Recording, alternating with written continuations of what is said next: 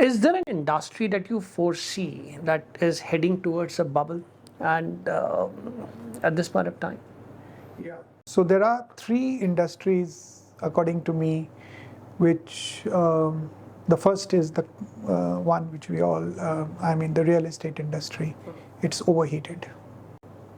In China, it's already crashed. In India, it is very overheated. You see the prices today. They're crazy where the real estate is going.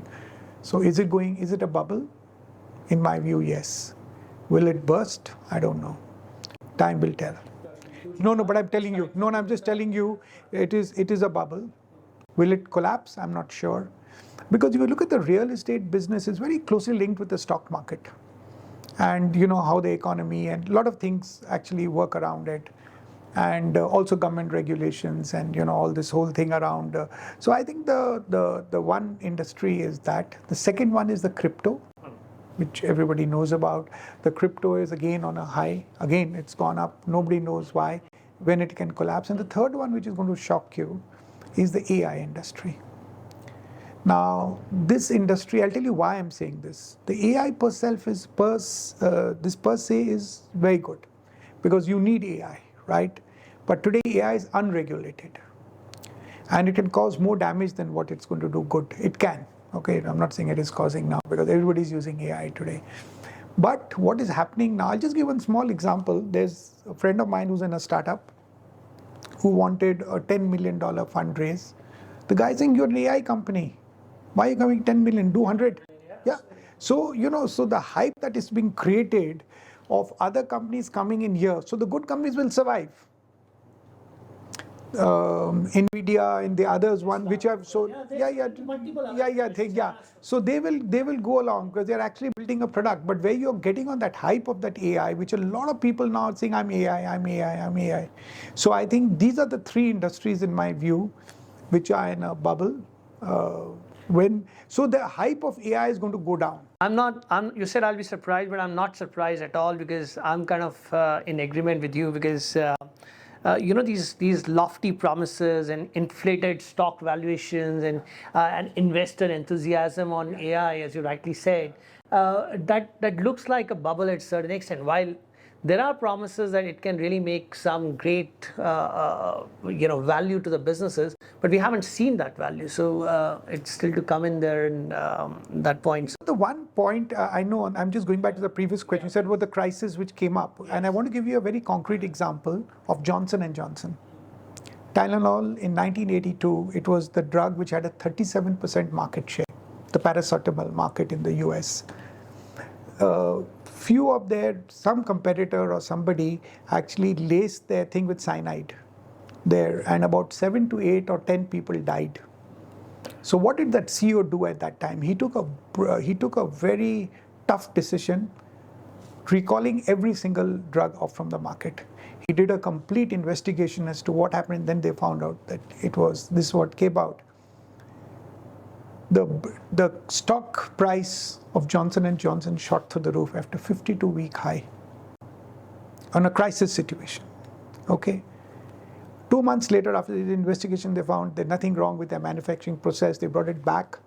The drug, when it fell, it came down to 7%. When they withdrew, it was 7% market share, came back to 30% at that time. So I'm just saying that how crisis created the brand, and then Johnson & Johnson came to be known as the, like the value company, and all sorts of things got around it. The ethos for which they stood actually got tested, and it worked with the owners actually put in, the founders. So I just thought that's one. Interesting, Now, and in particular, I wanted to ask you that, can you also identify a critical blind spot in a contemporary risk management practices that most companies are overlooking, and probably you've been into the hot chair. So I am actually also risk management practitioner. Correct. So when risk management came to India for the first time, officially by SEBI, Clause 49 amendment, which every company had to put a risk and corporate governance in place. So I was one of the pioneers in that practice from KPMG's point of view. And did a lot of research because there was nothing to go by. There was nothing to do. So we had to go to South Africa, Europe and all and understand from there. The one thing, we didn't learn it at that time, let's be clear. We made a lot of mistakes. We were all learning, we were experimenting, and we kept saying, okay, risk management like this. We were only looking at business risks. The risks which you could quantify, this is a loss, this is, whatever. We missed on very big point is that when a corporate is running, there are risks in so many areas, and all these risks are interconnected. So if you do something here, you're going to affect something else. So the interconnectedness of the risk, of how you deal with, this is the biggest blind spot in risk management. You deal with one, you're creating a big hole somewhere else, and that's where companies have failed. So the working on an enterprise was, then you started looking at geopolitical risk, you looked at brand risk, you looked at technology risk, you looked at things which were outside your business, new competitors risk, your whole thing which is happening around, new businesses coming, new business models, which is now, of course. But these are all risks which don't get identified in the normal risk management. And just to explain to you, when a risk comes, a risk is not going to go away. It's there. It is how you actually mitigate that risk and what steps you do to mitigate that risk. As long as you keep mitigating that risk, the risk can be in the control. And the reason why you mitigate, you incur some cost, but the shock is less when it happens. And I think the interconnectiveness of the risks, all the disparate risks, how do you connect it all together and says, okay, now put it on a board and say, how do you do? So the marketing risk, the financial risk, the supply chain risk, how do they all work? Because if your supply chain is not there, then what are you going to produce and how are you going to sell it? Give you a small example, auto company is in the market, got a particular market share, and the market is discounting. Now, the sales guy doesn't know what to do now. Should he discount his 5%? Should he discount it above the market? Easy losing market share. So if you've got a good risk management process in place where you're covering all these and you give him that information, he will be able to take a educated call as to whether you should give 10% discount or you should give 20% and completely disrupt the market. Even if I give a 20% discount, I'm not going to suffer. Now that's a call that will take, but that call is prepared on some data, on some information which is there, and that comes from a very robust risk management. I always say that when any company wants to grow, and I give this simple example, it's a very common example, so I'm sure you have read it also. Why do cars have brakes? So they can go faster. It's not because you want to stop the cars, you can drive. So I'm saying a good risk management process in place, you can grow faster than what... Interesting. Yeah. Interesting. Richard, let's come to a very, very different topic. And one more point I'll tell you. One very big risk which we don't see, which we don't notice, is dictatorial leadership. You see, wherever you have the CEO is a very dominant dictatorial kind of person. If you look at the collapse of some of the companies now, you look at Paytm, Byju's, you look at the leadership style, you look at the international Enron and right from Enron time, since I've been tracking it, the leadership stands out as one of the main, governance and other things do come, but dictatorial leadership, leader said, I can't do wrong. I say bank.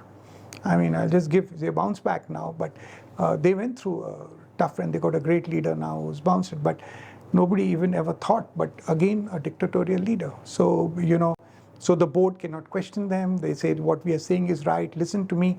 Because what happens in a dictatorial leader, they don't listen to anybody. And my view is that if you hire smart people, why do you hire them? Don't hire them then. You can hire robos, right? They will just do what you want. If you hire smart people, listen to them and take their advice and then grow.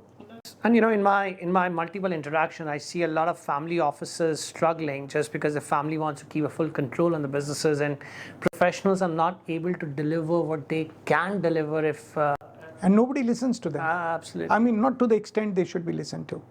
And then people get scared. You see, what happens is, I was reading this CEO of Japan Airlines.